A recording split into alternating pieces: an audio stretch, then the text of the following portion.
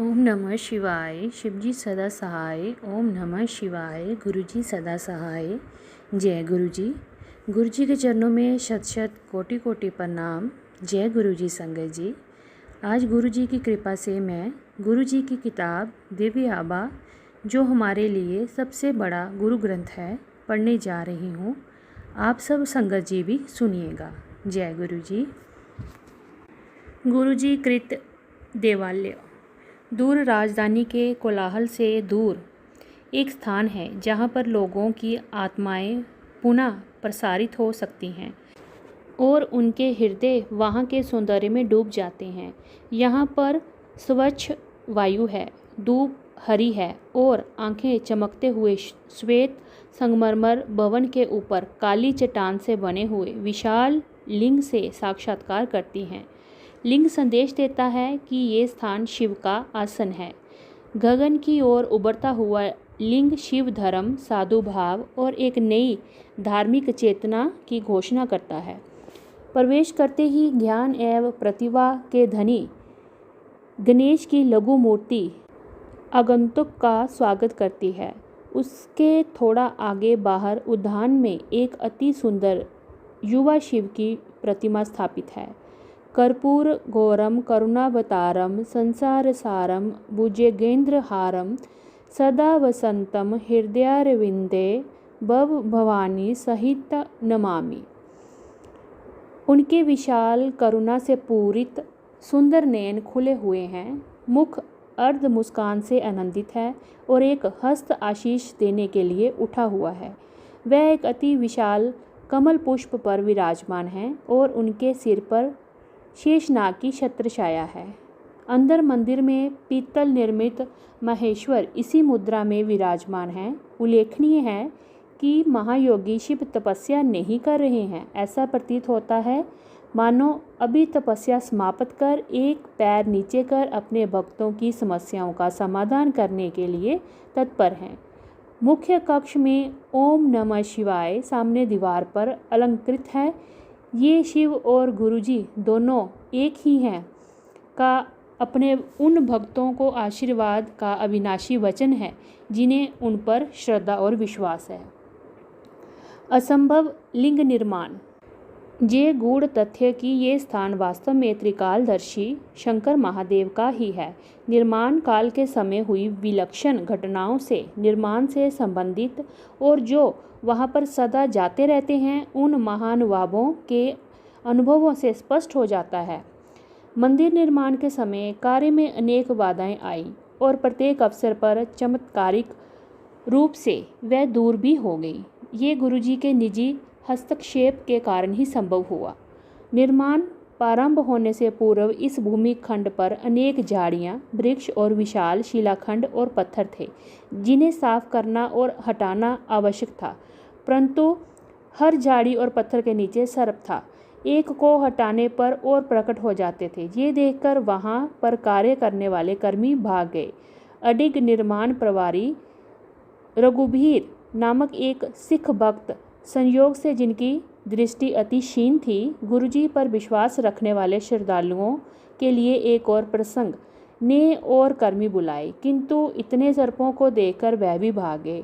अंततः रघुबीर ने गुरुजी को इस समस्या से अवगत कराया। गुरुजी ने मुस्कुराकर रघुबीर को निर्देश दिया कि वह और कर्मी किराए पर लाएं और आश्वासन दिया कि ये समस्या पुनः नहीं होगी। और ऐसा ही हुआ। अगली बार जब कर्मी आए तो उस खंड में एक भी सर्प नहीं था। मंदिर का निर्माण कार्य वर्षा ऋतु में प्रारंभ हुआ था। हर बार जब कंक्रीट डाला जाता तो वर्षा रुक जाती थी। निर्माण कार्य में लगे हुए लोगों को विश्वास हो गया कि ये संयोग नहीं है। गुरुजी स्वयं कहा करते थे कि घटनाएं चैन से होती हैं, देवयोग से नहीं। गुरुजी का आदेश था कि मंदिर का गुंबद लिंग की आकृति में होगा। ये तभी संभव था जब उसको ठोस आधार दिया जाता, परंतु गुरुजी इसके विरुद्ध थे। वास्तुविद का मानना था कि ये अव्यवहारिक है और उन्होंने इसका भरपूर विरोध किया। तथापि निर्माण गुरुजी के आदेशानुसार प्रारंभ हुआ। अब दिल्ली में एक ही राजगीर था जो ये कार्य करने में सक्षम था, परंतु उसे ढूंढना सरल नहीं था। रघुवीर ने उसको कैसे खोज निकाला, ये स्वयं में एक सत्संग है। निर्माण करने के लिए लिंग का निचला भाग बिना समस्या के बन गया, किंतु ऊपरी भाग में दरारें आ गई। रघुवीर को इस समस्या से अवगत किया गया। उन्होंने ठेकेदार को पुनः निर्माण करने को कहा, किंतु फल वही रहा। अब समस्या निदान हेतु गुरुजी के समक्ष रखी गई तो उन्होंने उत्तर दिया कि उनको पुनः प्रयत्न करने को कहो, इस बार वे उसको आधार देंगे। फलस्वरूप कार्य तीसरी बार पुनः प्रारंभ किया गया और इस बार ऊपरी वर्ताकार भाग बिना किसी कठिनाई के, बिना किसी दरार या रुकावट के पूर्ण हो गया। गुरुजी द्वारा दिए गए आधार से दोष समाप्त हो गया, उसे आवश्यक शक्ति प्राप्त हुई और लिंग निर्माण संभव हुआ। ये वास्तव में अचरज की बात है कि गुरुजी की अलौकिक शक्ति किस प्रकार से इस संरचना को संभालते हुए है। निर्माण के समय शिवलिंग में हल्के भार और हल्के रंग की टाइल्स लगाई गई थी।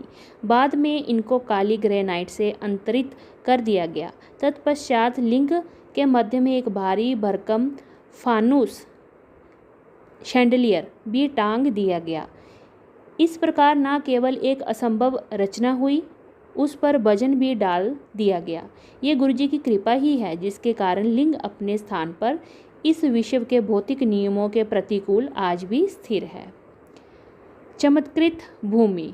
मंदिर और उसके परिवेश के निर्माण के समय पूर्ण रूप से प्रत्यक्ष हो गया था और अब भी है कि इस स्थान पर त्र्यंबकम की कृपा है।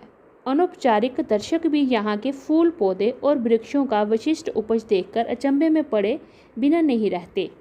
एक महिला ने अपने कृषि भवन के लिए खरीदे हुए फूल के कुछ बीज जब यहाँ पर उगने के लिए डाले तब वह ये देखकर आश्चर्यचकित रह गई कि उनका आकार अपने यहाँ उगाए हुए फूलों से दुगना था।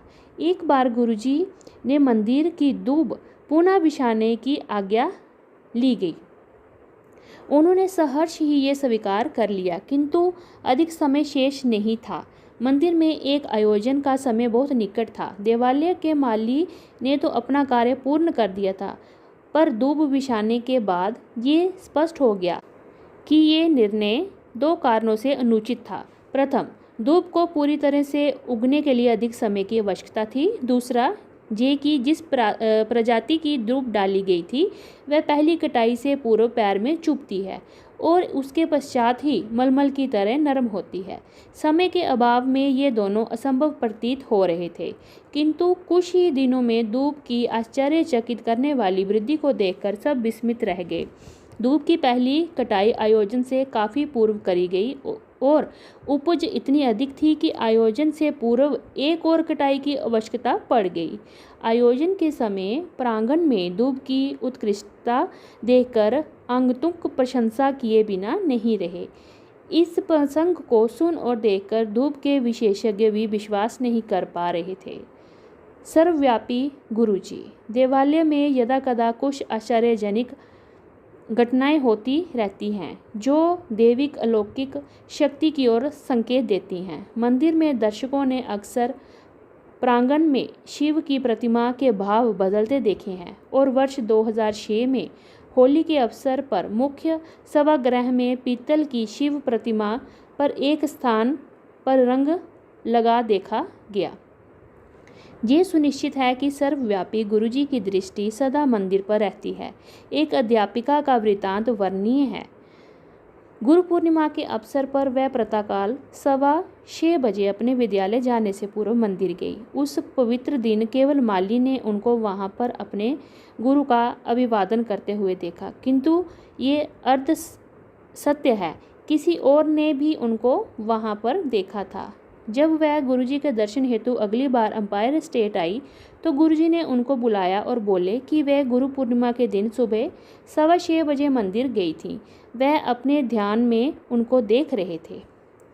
श्रद्धा का पुनर्जागरण। स्पष्ट है कि ये बड़ा मंदिर गुरु कृपा से स्थापत्य कला का अत्यंत उत्कृष्ट उदाहरण है जो भक्त को सौम्य और स्नेह भाव से अपनी ओर खींच लेता है। ये उनके अध्यात्मक का पवित्र स्थान है, शिव और नानक का प्रिय स्थान। यहाँ पर ओंकार और ओम एक हैं और सदा एक दूसरे का प्रतिबिंब बने रहेंगे। ये मंदिर सृष्टि के रचयिता के प्रतीक बनकर मनुष्य की आत्मा का सदा स्वागत करेगा, जहाँ पर समस्त आगंतुकों पर उनके आशीष की वृष्टि होती है और निरंतर होती रहेगी। दिव्य आवाज़ जहाँ पर और अधिक तीव्रता से सदा प्रज्वलित रहकर अपना प्रकाश इस संसार में फैलाती रहेगी। आने वाले युगों में मानव जाति इस पवित्र पावन स्थल को धर्म के जन्म स्थान से पहचानेगी। हमारे जीवन काल में बड़े मंदिर को सर्वोच्च सम्मान प्राप्त होगा और नवीन धार्मिक चेतना का उदय होगा, जहाँ पर आशीष पाने वाले समस्त भाग्यवान पुरुषों, महिलाओं और बच्चों के द्वारा पूर्ण विश्व में सद्भावना और शांति के युग का शुभारंभ होगा। उल्लेखनीय है कि शिवलिंग का पुनरुत्थान हुआ है, उसका आरोहण आने वाली मुक्ति की उद्घोषणा कर रहा है। नीति के क्रूर हाथों द्वारा पीड़ित रोग एवं अज्ञान से मुक्त होंगे, व्यापक पापों से बंधित और पराजित नवीन शक्ति और साहस प्राप्त कर विजयी होंगे। केवल आस्था और निर्भयता की छोटी सी नौका, जिसकी पार मात्र सतगुरु के शब्द और कृपा है, ये सहजता से उत्पीड़ित के सागर को पार करने में सामर्थ्य मिलेगा। पथिकों को ओम नमः शिवाय, शिवजी सदा सहाय की पुकार से उनको विश्राम स्थल मिलेंगे। संकट और अत्यंत कठोर यातना काल में देवस्थान में अंकित ये शब्द गुरुजी के परिश्रम से उनके हृदय और मन पर चिन्हित उनकी हुंकार मित्र, रक्षक, प्रेम और एकमात्र दिशा दर्शक होंगे। अधर्म अपनी चरम सीमा पर पराजित होगा और भक्त सुरक्षित रहेंगे। भौतिक और मानसिक पीड़ाओं से ग्रस्त अपने आप से ही संग्राम करती इस संस्कृति के योद्धाओं को ये शिवालय निर्वाण प्रदान करेगा। इस देवालय से प्रतिपादित होती गुरुजी की करुणा सबका निदान करेगी। कालांतर में ये मंदिर उनका प्रभुत्व प्रमाणित करेगा। वायुमंडल उनके शब्द सर्वत्र फैलाएंगे और उनकी इच्छा पूर्ति होगी। इस पृथ्वी पर यह देवालय सदा शिव की कृपा का चिन्ह रहेगा।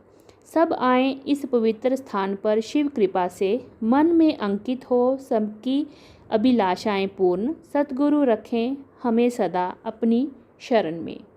ओम नमः शिवाय, शिवजी सदा सहाय। ओम नमः शिवाय, गुरुजी सदा सहाय।